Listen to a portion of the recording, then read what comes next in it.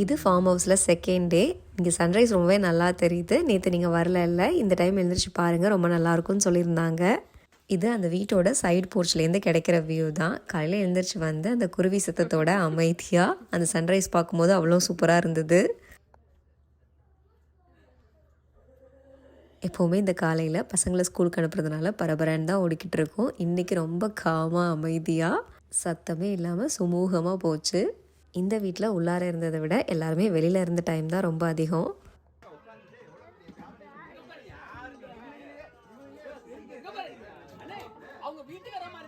இன்றைக்கி தான் கெடா விருந்து, அதனால் காலையில் எழுந்திரிச்சு வந்தோடனே எல்லோரும் வேலையை ஸ்டார்ட் பண்ணியாச்சு. அப்போ தான் கரெக்டான டைமுக்கு கெடா விருந்து சாப்பிட முடியும்னு சமையலுக்கு தேவைப்படுற எல்லா பொருளையும் கொண்டு வந்து பேக்யார்டில் இருக்கிற டைனிங் டேபிளில் வச்சாச்சு. எல்லோரும் ரவுண்டு கட்டி உட்காந்து ஒரு பக்கம் வாய் பேசிக்கிட்டே மித்த வேலையும் பண்ணிக்கிட்டு இருந்தோம். ஒரு ஃபுல் ஆடு தான் வாங்கிட்டு வந்திருந்தாங்க. எல்லா பார்ட்ஸுமே கொடுத்துருந்தாங்க. எத்தனை எல்பின்னு கேட்க மறந்துட்டேன். மட்டனை குக்கர்லலாம் வச்சு வேக வைக்கல, சட்டிலே வச்சு வேக வைக்கிற பிளான் தான். அதனால தான் காலையிலே ஸ்டார்ட் பண்ணியாச்சு. வேகிறதுக்கு கொஞ்சம் டைம் ஆகுன்றதுனால பீஸ் எல்லாத்தையும் போட்டு மட்டன் வறுவல் மாதிரி பண்ணிவிட்டு எலும்பெல்லாம் போட்டு தண்ணி குழம்பு வைக்கிற பிளான் தான். மட்டன் தண்ணி குழம்பு, மட்டன் வறுவல், இந்த காம்பினேஷனை இன்ட்ரடியூஸ் பண்ணது இந்த கேங் தான். அந்த தண்ணி குழம்பு எல்லாத்துக்கூடையும் செட் ஆகும். இட்லி, சப்பாத்தி, பரோட்டா, சாதம்னு எல்லாத்துக்குமே சூப்பராக இருக்கும்.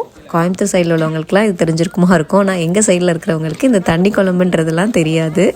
எப்போவுமே இந்த கெடா விருந்து அன்னைக்கு காலையில் பிரேக்ஃபாஸ்ட்டுக்கு உப்புமா தான் பண்ணுவாங்க. அதே மாதிரி இன்றைக்கி மெனுவும் உப்புமா தான்.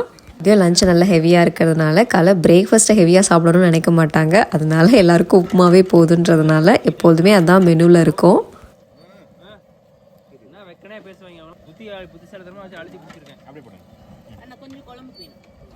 நானும் இந்த கெட் டுகெதரில் ஜாயின் பண்ணியிருக்கேன், அவ்வளோதான். மற்றபடி எந்த பொருளையுமே நான் எடுத்துகிட்டு வரல. மித்த ஃப்ரெண்ட்ஸ் எல்லாம் தான் எடுத்துகிட்டு வந்திருந்தாங்க.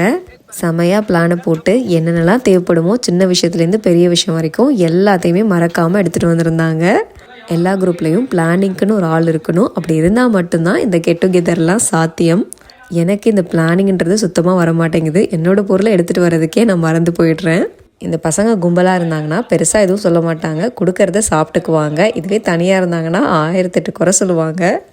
காலையில் எழுந்திரிச்சதுலேருந்து பசங்களோட ஒரே டார்கெட் அந்த பம்பு செட்டு தான். அதில் குளிக்கிறதுக்காக தான் வெயிட் பண்ணிகிட்டே இருக்காங்க. சாப்பிட வச்சு கொஞ்சம் நேரத்துக்கு அப்புறம் ஸ்டார்ட் பண்ணுங்கள் அப்படின்னு தான் சொல்லியிருந்தோம். சுத்தமாக ஸ்விம்மிங் பூலில் குளிக்கிறோம் அப்படின்ற ஒரு ஃபீல்லாம் இல்லை, பம்பு செட்டில் தான் குளிக்கிறோம் அப்படின்ற ஒரு மைண்ட் செட்டு தான். குட்டீஸ்லாம் கண்டிப்பாக அதை ஃபீல் பண்ண மாட்டாங்க. பட் நமக்கு வர ஞாபகம்லாம் அந்த பம்பு செட்டு ஞாபகம் தான் வருது. ஊரில் இருக்க ஃபார்ம் ஹவுஸ்லையுமே இந்த மாதிரி மாடலில் ஸ்விம்மிங் பூல் ட்ரை பண்ணாங்க அப்படின்னா பம்பு செட்டில் குளிக்கிற மாதிரி ஒரு ஃபீல் கிடைக்கும். நமக்கு ஃபுல்லாக இந்த ஃபார்ம் ஹவுஸ் ஃபீலை கொடுக்கறது இந்த இடமும் இதை சுற்றி இருக்கிற இடம் தான். ஏன்னா கண்ணு கெட்டின தூரம் வரைக்கும் எதுவுமே இல்லை, ஓப்பன் ஸ்பேஸாக தான் இருக்குது. பசங்க ஃபுல் டேவுமே ஸ்விம்மிங் ட்ரெஸ்ஸில் தான் இருந்தாங்க. குளிக்கிறது, ஒரு 10 நிமிஷம் வந்து விளையாடுறது, திரும்ப குளிக்கிறது, வந்து சாப்பிட்றது, இப்படின்னு தான் போய்கிட்டே இருந்தது. பெருசாக தண்ணியில் அந்தளவுக்கு குளோரினும் இல்லை, தண்ணி நல்லா தான் இருந்துச்சு. அதனால் நாங்களும் எதுவும் சொல்லலை, ஃபுல் டேவும் அலோவ் பண்ணியாச்சு. மட்டனில் மித்த பார்ட்ஸும் இருந்தது. ஆட்டு ஈரல், ஆட்டு தலை, ஆட்டு ரத்தம், அதெல்லாம் கொஞ்சம் கொஞ்சம் தான் இருந்தது. அதனால் அது தனித்தனியாக பண்ணி வச்சாச்சு. மட்டன் வேகிறதுக்கு தான் ரொம்ப டைம் எடுத்துக்கிச்சு. ஏன்னா காற்று இருந்ததுனால ஆடிக்கிட்டே இருந்தது, அடுப்பு நின்று எரியவே இல்லை. எல்லா ஐட்டமும் சூப்பராக ரெடி ஆகிட்டுருக்கு. பக்கத்துலேயே இருந்து பார்த்துக்கிட்டே இருக்க முடியல. அதனால் குக் ஆகும்போதே கொஞ்சம் கொஞ்சம் எடுத்து சாப்பிட்டு வயிறையும் நிறைச்சாச்சு. எல்லா ஐட்டமையும் பண்ணி டைனிங் டேபிளுக்கு எடுத்துகிட்டு வந்து வச்சாச்சு. டேஸ்ட் பண்ணும்போதே எது இன்னும் நல்லாயிருக்கோ எடுத்து சாப்பிட்டுக்கிட்டே இருப்போம்ல, அதே மாதிரி தான். ஈரல் ரொம்ப சூப்பராக இருந்தது, எடுத்து சாப்பிட்டுக்கிட்டே இருந்தேன். கெடா விருந்துக்கு நாங்கள் பண்ணியிருந்த ஐட்டம் மட்டன் தண்ணி குழம்பு, மட்டன் வறுவல், ஈரல் வறுவல், தலைக்கறி, ரத்த பொரியல், குடல் கிரேவி, முட்டை, பாயசம். இவ்வளோ ஐட்டம்ஸ் இருந்தாலும் வாழை இலையில் சாப்பிட்டா தான் விருந்துக்கே ஒரு அழகு. அதனால் வரும்போதே இலையெல்லாமும் பேக் பண்ணி எடுத்துகிட்டு வந்தாச்சு. ஊரில் பந்தி வைக்கிற மாதிரி பாயை விரித்து இலையை போட்டு எல்லா ஐட்டம்ஸையும் எடுத்து வச்சாச்சு. இந்த ஐட்டம்லாம் பார்க்கும்போதே வயிறு ஃபுல்லாகிடுச்சு. சாப்பிட உட்காரணுன்றப்போ வயிறில் சுத்தமாக இடம் இல்லை. ஆனால் எல்லோரும் சேர்ந்து ஒன்றா உட்காந்து சாப்பிடும்போது பேசிக்கிட்டே சாப்பிட்டாச்சு.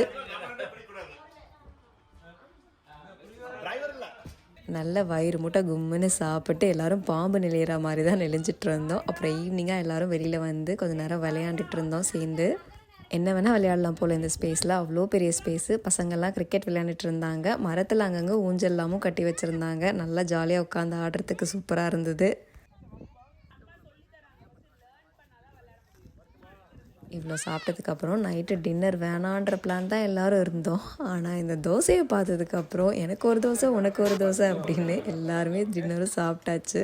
நார்மல் தோசையில் ஸ்டார்ட் பண்ணது தான், ஆனால் அப்படியே ஆனியன் தோசை, பொடி தோசை, முட்டை தோசை, ஆம்லேட்டுன்னு வேறு லெவலில் போயாச்சு.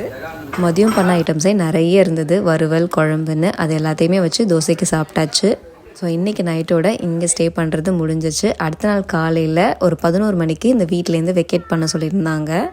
நாள் மாதிரியே அடுத்த நாள் காலையிலையும் எழுந்திரிச்சு அந்த இடத்துல உட்காந்து சன்ரைஸ் பார்த்துட்டு கொஞ்சம் நேரம் ரிலாக்ஸ் பண்ணிவிட்டு எல்லாத்தையும் பேக் பண்ண ஸ்டார்ட் பண்ணியாச்சு. எல்லாத்தையும் பேக் பண்ணிவிட்டு காலைல பிரேக்ஃபாஸ்ட் சாப்பிட்டு கிளம்புற பிளான் தான். ஆனால் பிரேக்ஃபாஸ்ட் ரொம்ப சிம்பிளாக தான் பிளான் பண்ணியிருந்தோம். அதுவுமே அப்படியே எக்ஸ்டெண்ட் ஆயிடுச்சு. வீடு வெக்கேட் பண்ணும்போது ரொம்ப க்ளீன் பண்ணி வச்சுட்டு போகணுன்ட்டு இல்லை, ஆல்ரெடி க்ளீனிங் சார்ஜுன்னு ஒன்று போட்டிருப்பாங்க. அதனால் ஓரளவுக்கு க்ளீன் பண்ணி வச்சா போதும். ஆனால் மெயின் விஷயம் நம்ம எடுத்துகிட்டு வந்த ஐட்டம்ஸை மறக்காமல் எடுத்துகிட்டு போகணும், அதுதான் இம்பார்ட்டண்ட். ஸோ எல்லாத்தையும் பேக் பண்ணியாச்சு. அதனால் காலைல பசங்களுக்கு பிளேட்லாம் இல்லை, இலையிலே வச்சு எல்லாத்தையும் சாப்பிட வச்சாச்சு. கிளம்புறதுக்காக எல்லா திங்ஸையும் எடுத்து காரில் லோட் பண்ணிகிட்ருக்குறாங்க. பசங்களுக்கு ஆனால் கிளம்புறதுக்கு மனசே இல்லை, எல்லோரும் அங்கேவே விளையாண்டுட்டே தான் இருந்தாங்க, ஊஞ்சலில் ஆடிக்கிட்டு. பரவாயில்ல, யூஎஸில் இருந்த ஃபார்ம் ஹவுஸ்மே நம்ம ஊரில் ஃபார்ம் ஹவுஸில் இருந்தால் என்ன ஃபீல் கொடுக்குமோ அதுதான் கொடுத்துச்சு. இந்த இயர் கெடாவிருந்து நிறைய மெமரிஸோட சூப்பராக முடிஞ்சுது. நாங்களும் ஒரு 4-5 பிக்சர்ஸ் எல்லாம் எடுத்துக்கிட்டு அங்கேருந்து கிளம்ப ஸ்டார்ட் பண்ணிட்டோம். இந்த வீடியோ பார்த்தா எல்லாருக்குமே ரொம்ப நன்றி. இந்த மாதிரி இன்னொரு வீடியோவில் பார்க்கலாம்.